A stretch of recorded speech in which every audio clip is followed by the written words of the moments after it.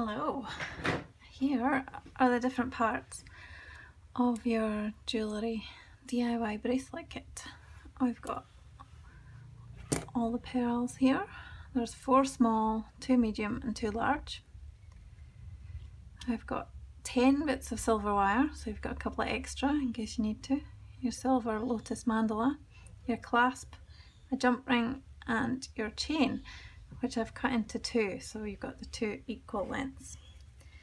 Okay, the best way to start is with your beads. So what you need to do is get one of the wires, you need to thread it through the bead, and then you get your pliers, the round circular ones.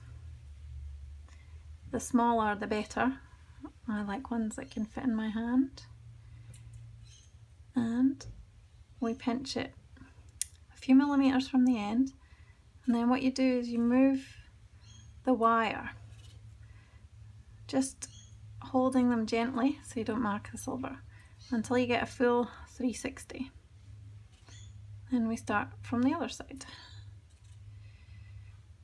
Hold on again, push the wire around, and then you can see here that I'm not quite all the way around. I just get it from the other side and use my nail to push that around. Like that. And that is your basic bead shape.